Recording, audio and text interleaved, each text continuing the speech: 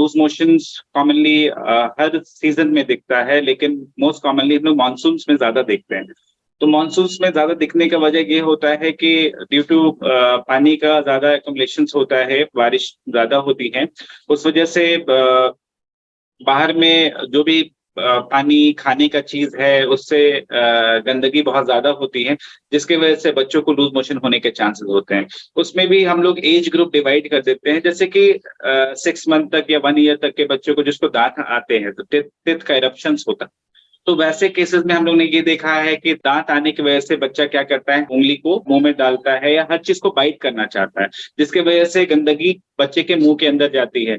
तो उसके वजह से मुंह के अंदर जाने की वजह से बच्चे को लूज मोशन होने के चांसेस ज्यादा होते हैं। लोग ये सोचते हैं कि दांत आ रहा है इस वजह से लूज मोशन हो रहा है। नहीं, दांत आना कोई ऐसा रीजन नहीं है जिसकी वजह से लूज मोशन। दांत सबको आता है, और दांत क्या है, मसूड़े को पियर्स कर करके दांत बाहर निकलता है, कॉमन फिनोमिना है, ये फिजियोलॉजिकल फिनोमिना है। जो भी इंसान, जो भी दुनिया में जितने भी बच्चे पैदा हुए और जिनको भी दांत आता है वो इरप्शन से ही आता है, इरप करके ही निकलता है। और बात रही उसको लूज मोशन से लोग कनेक्ट करते हैं क्योंकि बच्चे को सिलसिलाहट होती है, उसको मजा आता है, उसको अच्छा लगता है कि जितना हम उसको पकड़ सके, दाब सके, काट सके, तो उससे क्या लगता है, उसको अच्छा फील होता है। इसलिए बच्चा हर चीज को अपने मुंह में लेना चाहता है, चाहे उनका हाथी हो या किसी और की उंगली हो, हर चीज को बच्चा अपने मुंह में डाल करके दाबना चाहता है। तो ये रीजन होता है। Up to 1 year of as में हम लोग कॉमनली बच्चों में लूज मोशन देखते हैं। सबसे इम्पोर्टेंट है कि हम लोग लूज मोशन का डेफिनेशन क्या है, सबसे इंपॉर्टेंट। तो लूज मोशन का डेफिनेशन ही है 8 to 10 episodes of loose motion a day in 24 hours, ठीक है। और अगर उससे ज्यादा होता है, 4 to 5 है, और देख रहे हैं कि कंसिस्टेंसी बिल्कुल लिक्विड नहीं है, तब तक आप घर में ORS पिला करके आप रख सकते हैं और उस पे कंट्रोल कर सकते हैं। अब उसमें 2 तरह का होता है। एक होता है कि जैसे कि किसी को जो छोटे बच्चे हैं 1 साल से 2 साल तक के बच्चों में, तो उसमें जनरली जो इन्फेक्शंस होते हैं वो दूध से रिलेटेड होते हैं, या कॉमनली घर का कुछ बना हुआ कुछ ऐसा खाए जिसके वजह से अपसेट्स हो गया, तो वो बहुत डेंजरस जनरली नहीं होता है। लेकिन मोस्ट कॉमन जो हम लोग ने बड़ों बच्चों में देखा है, 2 से 5 साल, 7 साल, 10 साल वाले बच्चों में, जो बाहर का खाना खाते हैं, लाइक वो गुपचुप है वो खा लिया बाहर का, फिर कुछ भी चाट खा लिया या समोसा खा लिया, कुछ भी ऐसा चीज कुछ बाहर का, खासतौर पे आप देखें मैगी और चाउमीन खाना बहुत पसंद करते हैं बच्चे, जो स्पाइसी चीजें हैं जो बाहर मिलते हैं वो पसंद करते हैं। तो उससे होता क्या है कि बच्चों में फूड पॉइजनिंग के चांसेस ज्यादा है, और फूड पॉइजनिंग हो जाने के बाद वो टाइम नहीं देता है, वो बहुत फास्ट ही इरप्ट करता है और बहुत फास्ट बच्चे को डिटोरिएट करता है, और बहुत जल्दी बच्चे को फीवर भी, लूज मोशन भी, और वो पूरा सुस्त होने लगता है, और वैसे कंडीशन में हम लोग को तुरंत एडमिट करना पड़ जाता है।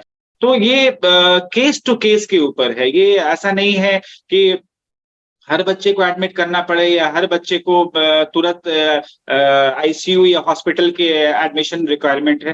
देखिए 24 घंटा तक आप वेट कर सकते हैं, सब केसेस के ऊपर है। अब पहला ही दिन में लूज मोशन स्टार्ट हुआ और 10 से 15 हो गया, तो एज सुन एज पॉसिबल देखिए डॉक्टर के पास जितनी जल्दी जाएंगे उतने जल्दी चांसेस है कि बच्चे को हम लोग रिकवर कर पाएंगे, और वो जो मेडिसिन का प्रोलॉन्ग जो मेडिसिन देते हैं उसको शॉर्ट ड्यूरेशन में दे, 5 दिन में भी, 3 दिन में भी बच्चा रिकवर हो जाता है। लेकिन अगर सीवियर इन्फेक्शन रहेगा, ज्यादा रहेगा, अगर ब्लड भी आने लगा और हाई ग्रेड फीवर भी आने लगा, तो उसमें क्या होता है कि एडमिट भी करना पड़ सकता है या लंबा दिन तक दवा भी चलाना पड़ सकता है। तो इस चीज को देखते हुए एज सुन एज पॉसिबल अगर ऐसा कुछ लगता है तो डॉक्टर्स के पास प्लीज जाएं, और जल्द से जल्द डॉक्टर से जाके मिले और डॉक्टर से प्लीज दिखाएं। क्योंकि जब लूज मोशन हुआ है, पेन एब्डोमेन होता है, क्रैम्प लाइक पेट में ना ममोड़ होगा, हमेशा बच्चा दर्द बताएगा।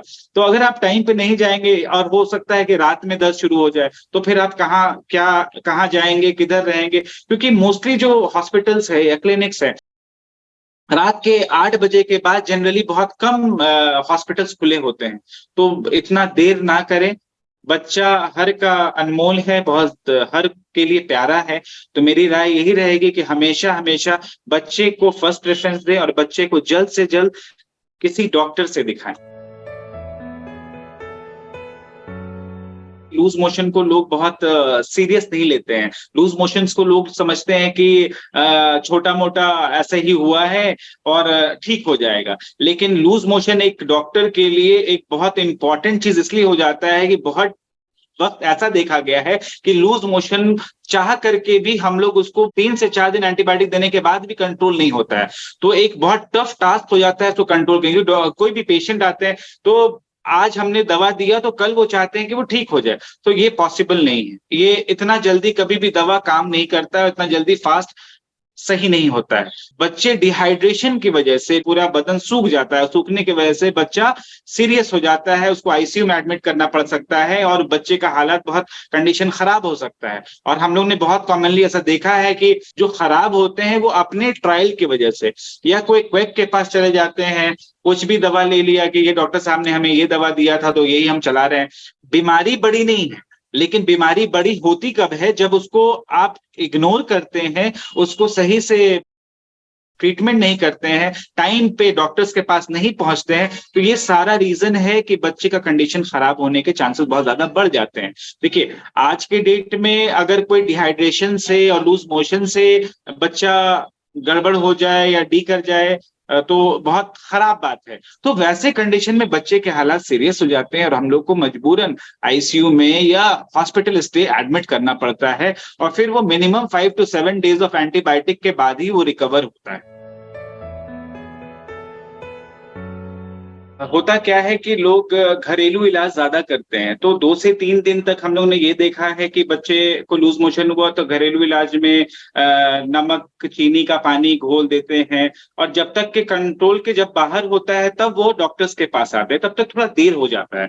तो हम लोग ने ये देखा है कि जब भी हमारे पास आए तो डे 1 पे कोई नहीं आएगा, डे 2 तक भी कोई नहीं आता है, डे 3 डे 4 में लोग आएंगे। तो होता क्या है कि लूज मोशन तो 1 2 दिन 3 दिन हुआ उसके बाद कंट्रोल हो जाना चाहिए, हो जाता है अगर मेडिकेशन दिया गया और कुछ हम चीजें बताते हैं। कभी कभी दूध के एलर्जी की वजह, मिल्क एलर्जी जो लैक्टोज होता है, लैक्टेज कंटेनिंग, उस कभी कभी हम लोग उसके वजह से भी हम लोग देखते हैं कि इन्फेक्शन बढ़ जाता है या लूज मोशन होने लगता है छोटे बच्चों में। तो उसको हम लोग बोलते हैं कि अभी ना मिल्क फ्री डाइट दे, तो हम लोग सोया वाला मिल्क देने की कोशिश करते हैं। तो उस तरह से 2 3 चीज हम लोग कोशिश करते हैं कि वो हम लोग ऐड अप करें। जिंक हम लोग ऐड कर देते हैं, फिर कोई प्रीबायोटिक या प्रोबायोटिक ऐड कर देते हैं। एंटीबायोटिक की जरूरत जनरली लूज मोशन में नहीं होती है जब तक कि सीवियर इन्फेक्शन उसके साथ साथ बुखार ना आ जाए। तो होता क्या है कि लूज मोशन के साथ बुखार जनरली आता नहीं है, लेकिन बुखार उसी बच्चे को आता है जब अनकंट्रोल हो जाता है और इन्फेक्शन बहुत ज्यादा हो जाता है। जब इन्फेक्शन बहुत ज्यादा हो जाते हैं तो उसके वजह से होता क्या है कि कभी कभी बच्चों में डिसेंट्री डेवलप। डिसेंट्री क्या होता है कि लूज मोशन में विथ ब्लड भी आना। तो सीवियर इन्फेक्शन में क्या होता है, ब्लड भी आना शुरू हो जाता है। अगर जब ब्लड आ गया तब हमें एंटीबायोटिक ऐड करना पड़ जाता है, ये हमारी मजबूरी है। अदरवाइज कॉमनली हम लोग ने ये देखा है कि मोस्ट कॉमनली जो वाटरी डायरिया लूज मोशन हो रहा है, तो we don't require any antibiotic, just control, just give zinc, just give probiotic, just give ORS which is WHO recommended जो है उसी को देना है। तो इस चीज का ख्याल रखना है। और साथ में अगर फीवर आ रहा है तो उसके साथ में हम लोग फिर कोई एंटीबायोटिक ऐड करते हैं। तो सारे चीजें जो है मेडिसिन जो हम लोग बच्चों में देते हैं वो सारा वेट के अकॉर्डिंग ही हम लोग को उसको देना होता है, ठीक है। तो इस वजह से भी पीडियाट्रिशियन को लोग खोजते हैं और लोग इधर उधर नहीं जाते हैं।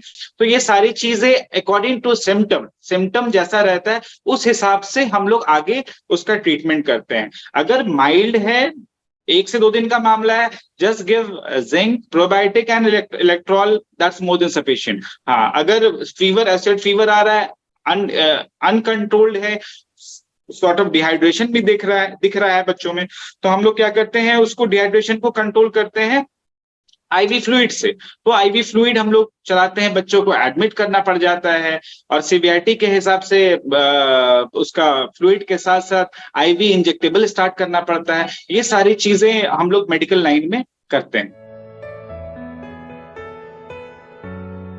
सबसे पहले तो हमें ये कहना है कि जैसे हम लोग कहते हैं ना घरेलू इलाज, तो घरेलू इलाज क्या हुआ कि जो ओआरएस का हम लोग कहते हैं चीनी पानी का और नमक का घोल बना करके देने के लिए, वो एक तरह का सॉर्ट ऑफ घर का इलेक्ट्रोलाइट्स हो गया, जो कि ओआरएस वाला हुआ। तो इनिशियली तो हम हर माँ बाप को ये कहेंगे कि जो अगर लूज मोशन होता है तो सबसे पहले ओआरएस का घोल बच्चे को खूब पिलाएं। जितना बार टॉयलेट होता है उसको 10 ml पर केजी बॉडी वेट से उसको ये करें। मान लीजिए 5 किलो का बच्चा है तो 50 ml तक पानी उसको ओआरएस पिलाने की कोशिश करें जब टॉयलेट करें। तो उस हिसाब से हम लोग जितना स्टूल से लिक्विड निकला या कमजोरी वीकनेस हुई, इलेक्ट्रोलाइट्स डिसबैलेंस हुआ, उसको हम लोग कंट्रोल करते हैं, उसको हम लोग, ताकि बच्चा डिटोरिएट नहीं करे।